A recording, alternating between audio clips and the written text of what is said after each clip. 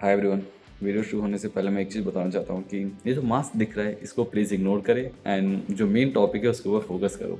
Thumbnail देख के सोचे होगे कि क्या 1 महीने में प्लेसमेंट लग भी सकती है, तो सच कहूँ तो यार लगने के लिए तो 1 वीक में भी लग सकती है।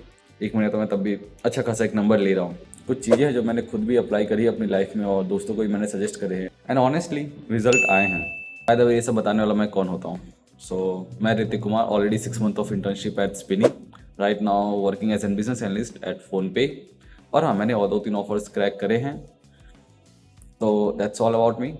और मैं कुछ चीज़ें हैं जो मैं बताना चाहता हूँ जिसके थ्रू आप भी मतलब प्लेसमेंट इजीली क्रैक कर सकते हो। ना ही मेरी ऑन कैंपस प्लेसमेंट थी, कुछ भी मैंने भी ऑफ कैंपस ही ये सब निकाले हैं। एंड वो सब कैसे निकाले, वही बस चीज़ें एक जर्नी है, कुछ तरीके हैं, कुछ एक्सपेरिमेंट्स है जो मैंने खुद करे अपने ऊपर। एंड उन्हीं चीज़ों को बस मैं कंपाइल करके मैं चाहूँगा कि एक सिंपलर वे में मैं आपको समझा सकूँ कि कैसे कर सकते हैं। यार यूट्यूब पे मैंने बहुत सारे तरीके देखे एंड मुझे ऐसा कुछ भी नहीं लगा, सब वही लेम बातें कर रहे थे एंड मे भी शायद मेरी बातें भी कुछ वैसी ही लेम लगी, बट मैं चाहूँगा कि मैं एग्जैक्ट कॉन्टेक्स्ट दे सकूँ जो मैं देना चाहता हूँ। सबसे सुना ही हुआ लिंक्डइन एंड naukri.com, यही 2 जगह हैं जो कि एकदम सही भी है, बट कैसे करना है शायद वो नहीं बताए होंगे। तो लिंक्डइन के लिए मैं सजेस्ट करूँगा सिग्नल हायर या फिर नो लूशा या कॉन्टैक्ट आउट, बहुत सारे क्रोम एक्सटेंशंस हैं। डू लेट मी नो, मैं चाहे तो इसको एग्जैक्टली इस्तेमाल करके भी एक एक पॉइंट्स को ब्रेक डाउन करके दिखा भी दूंगा। उससे आप आराम से किसी के भी लिंक्डइन प्रोफाइल पे जाके उनके कॉन्टैक्ट डिटेल्स, ईमेल आईडीज़ निकाल सकते हो, उनका ऑफिशियल मेल आईडी सब, वहाँ पे अपना रिज्यूमे भेजो एंड उसको बार बार आप फॉलो अप करते रहो on the same thread.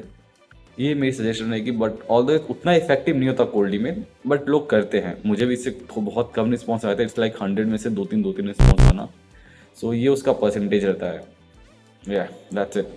naukri.com जो है थोड़ी इफेक्टिव लगी, ऑल्दो वहाँ पे सीटी से थोड़ी कम रहती है, बट naukri.com यस वो इफेक्टिव है। मतलब मुझे हर वीक 3-4 कॉल तो आ जा रहे थे इंटरव्यू के लिए। ज़्यादा कुछ नहीं करना, प्रोफाइल अपनी 100% कर लो।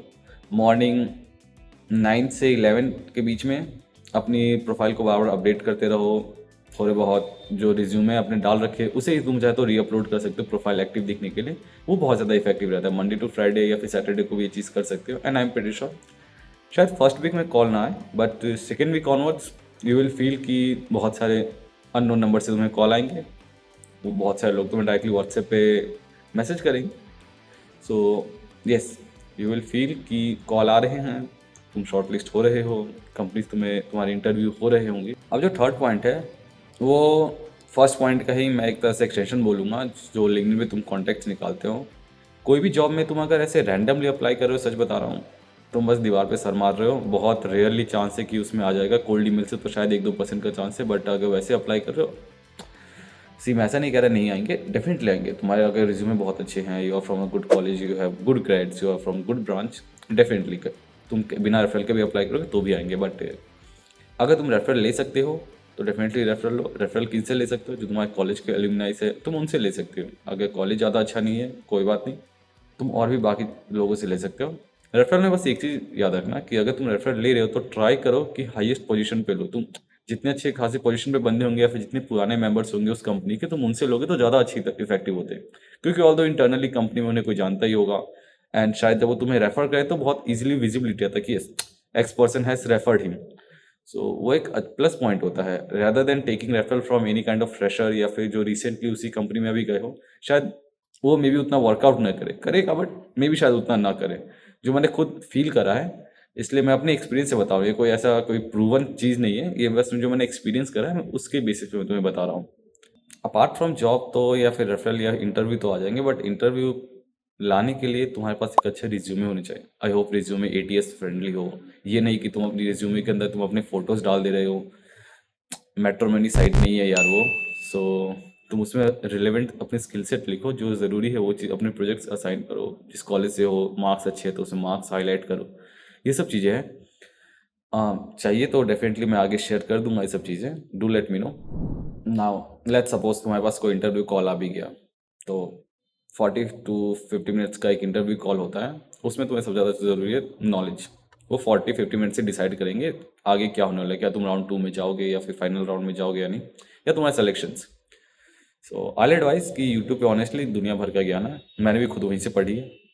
एंड मैं भी यही कहूँगा कि वहीं से प्रैक्टिस करो। अगर नॉन टेक के लिए करो तो नॉन टेक की भी वहाँ पे है, एनालिस्ट हो गए या फिर कोर जॉब हो गई, whether it is mechanical, chemical, what. Tech job कर रहे हो तो टेक की भी तुम्हें वहाँ पे मिल जाएगी, डीएसए के हो गए, वेब डेवलपमेंट्स के हो गए, आर्किटेक्चर, सिस्टम डिज़ाइन, सब कुछ है वहाँ पे। बाकी तुम्हें अगर कोई बेटर कोर्स लगता है जो तुम्हारे सीनियर्स ने तुम्हें रिकमेंड किया है, डेफिनेटली गो फॉर इट। अगर कोई ऐसा कोर्स है जिसके अच्छे रिव्यूज है, सीनियर्स सजेस्ट कर रहे हैं कि उन्होंने ये पढ़ा है वो अच्छी चीज़ है, definitely if you could afford go for it, ऐसा कुछ नहीं है।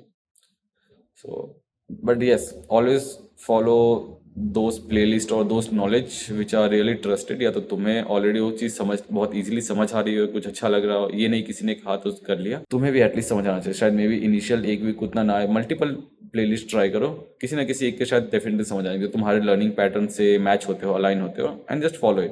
मुझे लगता है शायद पढ़ने में एटलीस्ट 1-2 महीने लगेंगे। अगर डीएसए या फिर टेक कर रहे हो तो 2-3 महीने में मान सकता हूँ, या डेवलपमेंट कर रहे हो तो। बट अगर नॉन टेक की तैयारी कर रहे हो, बिजनेस एनालिस्ट या इन सब के लिए, तो आई बिलीव 2-3 वीक बहुत है यार। मतलब 1-2 वीक पाइथन के लिए, 1-2 वीक अच्छी तरह सीक्वल के लिए, बाकी तो तुम्हें प्रैक्टिस करना है। लीड कोड के ऊपर सीक्वल 50 कर लो या फिर हैकर रैंक पे कर लो।